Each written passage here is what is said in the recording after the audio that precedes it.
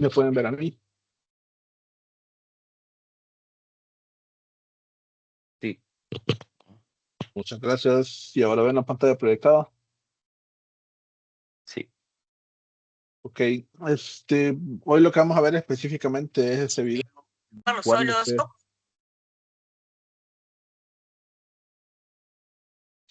¿Querías decir, Ixel?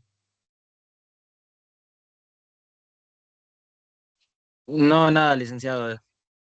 Ok. Vamos a ver ese video en el cual explico específicamente lo que son los gases de efecto invernadero. Recuerden que las actividades todavía están pendientes, pero estoy trabajando para subirlas al campus.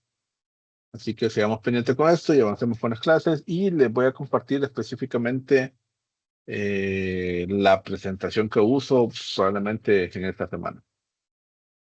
Si no hay otra consulta o duda, entonces observemos específicamente el video.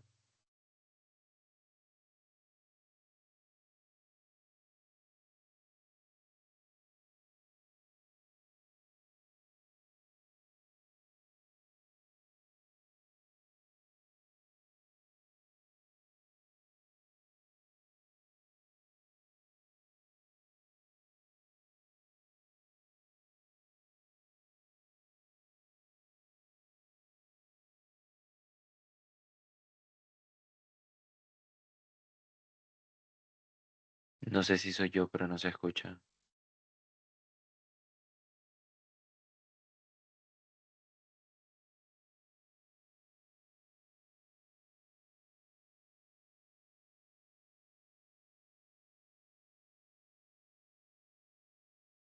No se escucha el video, Lick. Ok, permítanme.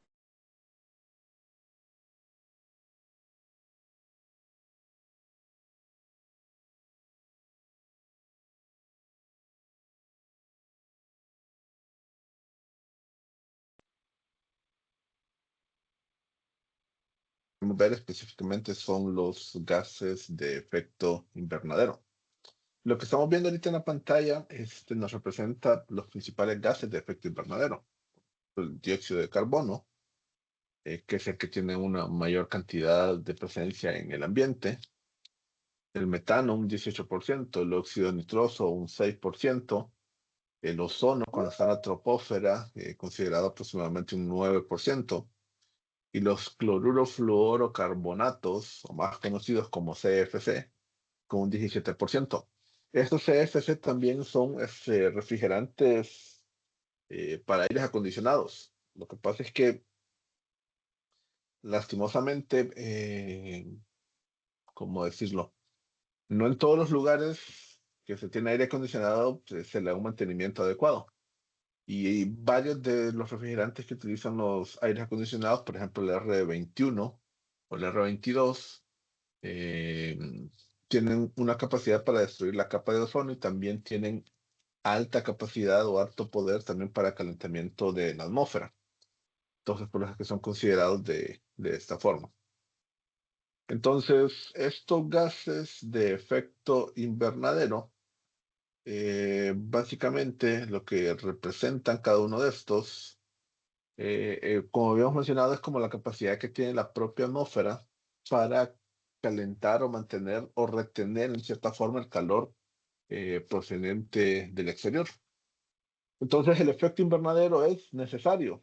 Sí, si no existiera el efecto invernadero, estaríamos a temperaturas un tanto inferiores y no podríamos desarrollar la vida tal como la hemos desarrollado de esta forma. Pero, ¿qué es lo que ocurre? Cuando nosotros en nuestro diario vivir tenemos actividades y no estamos muy pendientes de lo que estamos haciendo y aumentamos estos gases de efecto invernadero, entonces estamos ayudando para que incremente el efecto asociado a este elemento.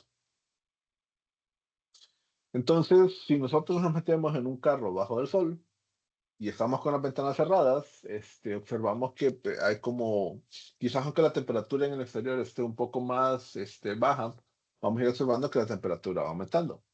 Algo similar sucede con estos gases. Estos gases lo que hacen es que evitan que la radiación solar que llega a la Tierra y que rebota va nuevamente hacia el universo, pero con la presencia de estos gases en la atmósfera, entonces lo que están haciendo es como volviéndolo a rebotar y ayudando a que cierta parte de ese calor se mantenga. Pero cuando tenemos una mayor concentración de estos elementos, entonces estamos específicamente en los problemas que actualmente nos referimos. Y con esta mayor cantidad de estos elementos, entonces lo que estamos haciendo nosotros es como aumentando las capacidades de retención de calor que puede tener la atmósfera. Ahora, ante esto hay diversas formas o visiones de cómo poder solventarlo. Y creo que una de las principales, y que también puede ser de beneficio económico para nuestro entorno, es que vayamos implementando medidas, por ejemplo, de eficiencia energética y también uso de otras formas de medidas que prevengan específicamente cada uno de estos elementos. Entonces, parte de estos gases ya se liberaron, van a estar en la atmósfera un buen periodo de tiempo, entonces tratar de ir buscando ciertas actividades en las cuales ya no estemos generando más de estos gases, sino que tratar de buscar opciones mediante las cuales podamos seguir haciendo nuestras actividades, pero no a través de estos elementos. Entonces, si nosotros no tuviésemos este efecto invernadero, la temperatura en la Tierra sería 33 grados más fría. Es decir, por ejemplo, ahorita con este frente frío, la temperatura creo que puede llegar o llegó a reducirse anoche alrededor de unos 10 grados Celsius. Si le restamos 33, es decir, que la temperatura, si no tuviésemos los gases de efecto invernadero, sería de menos 23, o sea, una temperatura eh, aplicable o correspondiente específicamente a ya sectores del polo norte o polo sur. O sea, es decir, que y imaginemos la temperatura específicamente de esos lugares que sería aún más inferior. Entonces, gracias a estos gases, es como una especie de manta que ayuda a retener esta radiación. Pero el problema es que, digamos, como que estamos haciendo un poquito más gruesa esa manta y estamos aumentando la capacidad de retención de calor de estos elementos. Entonces, el primer gas es el dióxido de carbono. Y, bueno, por ejemplo, nosotros originamos el dióxido de carbono, también somos una de las fuentes. Cada vez que respiramos, inhalamos oxígeno y exhalamos dióxido de carbono. Entonces, eso está fluctuando en esta forma también con la vegetación y fluctúa de manera bastante observacional, porque, por ejemplo, en primavera y verano hay mayor crecimiento de vegetación, entonces hay como que mayor captación, pero en otoño e invierno las vegetaciones crecen menos, entonces la capacidad de retención que tenemos asociada con estos elementos tampoco está en aumento, ¿verdad? Entonces va teniendo ciertas fluctuaciones que van dependiendo específicamente en cada uno de estos elementos. Y también, por ejemplo, el CO2 o el carbono está involucrado específicamente en la vida de la madera, por ejemplo, con la combustión o con la generación de CO2 y a través de la fotosíntesis es lo que permite específicamente que la vegetación vaya en aumento. Si recordamos la fotosíntesis es como una capacidad propia que tienen las plantas para absorber CO2 y liberar oxígeno. Y también como para obtener específicamente elementos sumamente necesarios para el crecimiento de la propia planta, ¿verdad? Entonces, ese bosque, posteriormente nosotros lo utilizamos como biomasa, aprovechamos su madera. Y hay ciertos elementos que no se utilizan, que generalmente se queman o se van a algunas generadoras o tienen un segundo uso de ese elemento y naturalmente completamos el ciclo de generación de CO2, ¿verdad? Aquí lo que lamentablemente a veces ocurre es que eh, las actividades que tenemos como sociedad, podríamos decir, muchas veces estamos más preocupados en obtener el bien como la biomasa y no nos preocupamos de garantizar que tengamos suficientes bosques. Entonces estamos reduciendo los bosques que también capturan CO2 y eso de una u otra manera también es lo que posibilita de que eh, cada vez tengamos más CO2 en la atmósfera. El vapor de agua también es otro gas de efecto invernadero. Creo que se siente con las lluvias que más o menos ocurren este, al inicio, por ejemplo, mayo, junio, julio. Esas lluvias es bastante común observar el vapor de agua que está cayendo.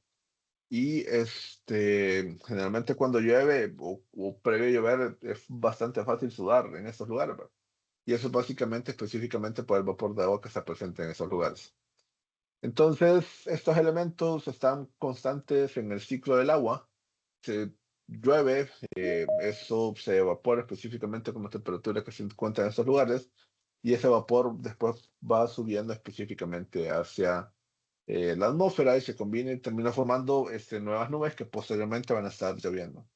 Así que este sí es un gas de efecto invernadero, pero la responsabilidad de originarlo es bastante reducida para el ser humano, ¿verdad? Y recordemos que es algo que ocupamos para garantizar específicamente el ciclo de vida en el planeta.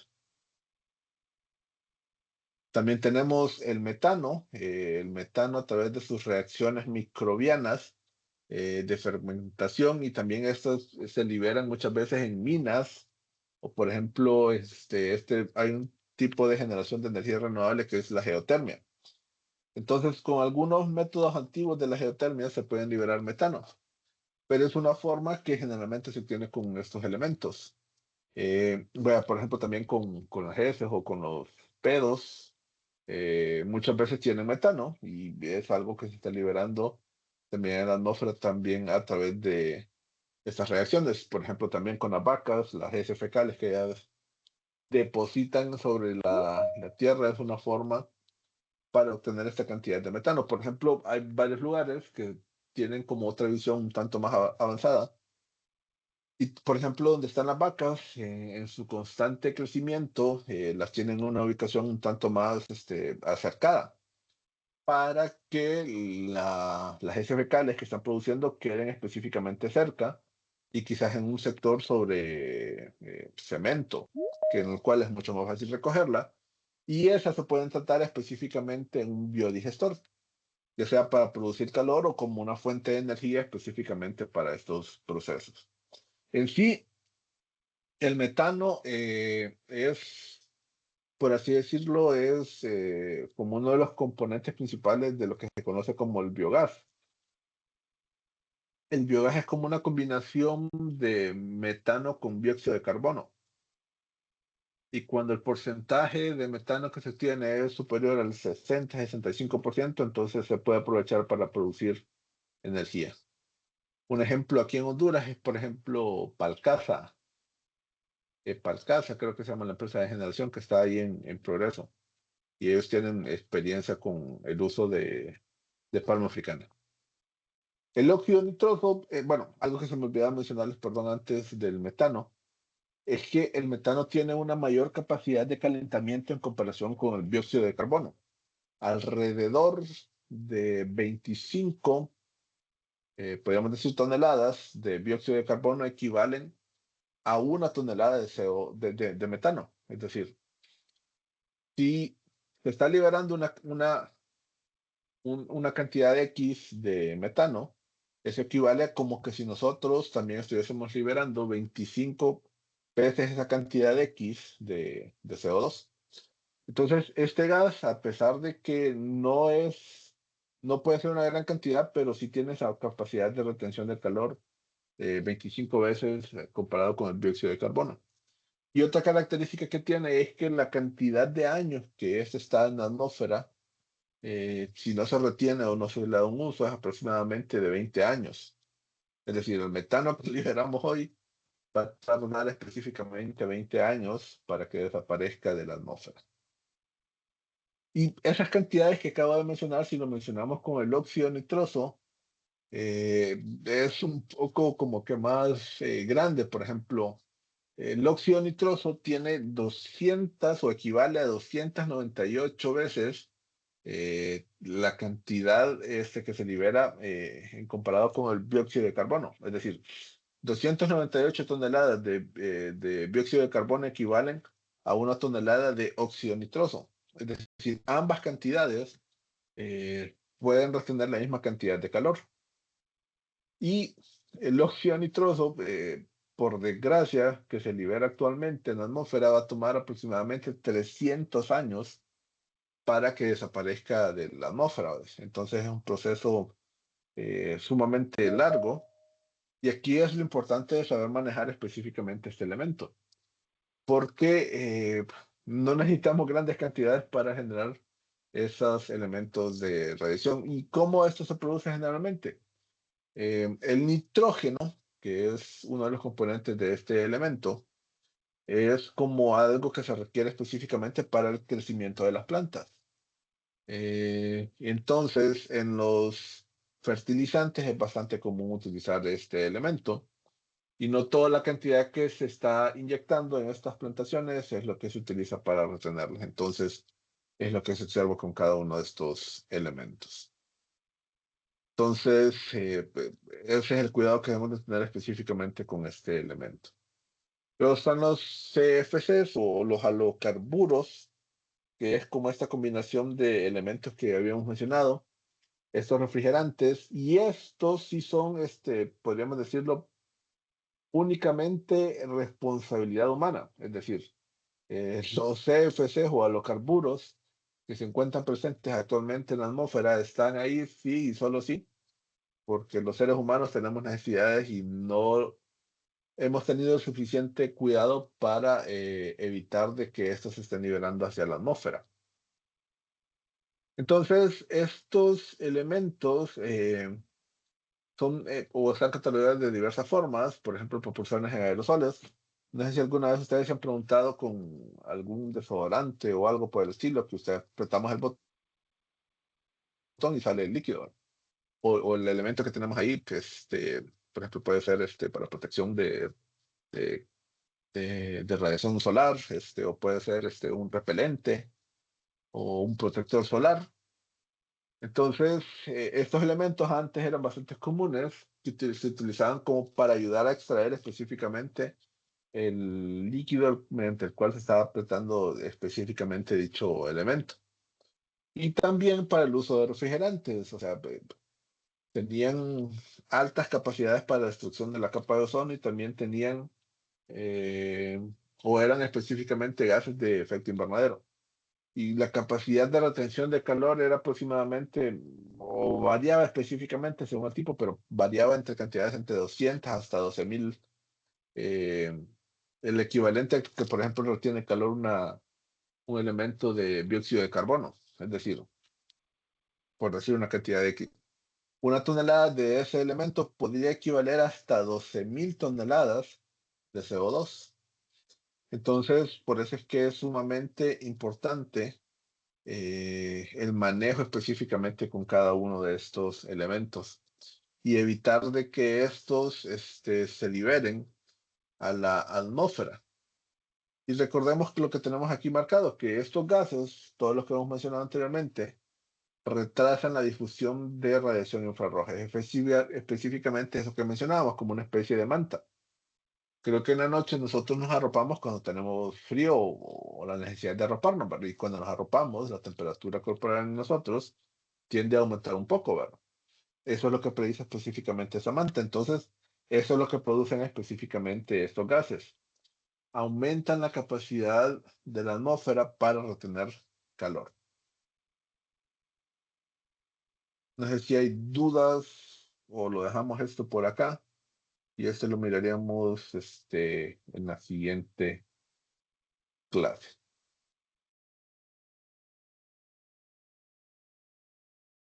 ¿Alguna consulta o duda que tengan?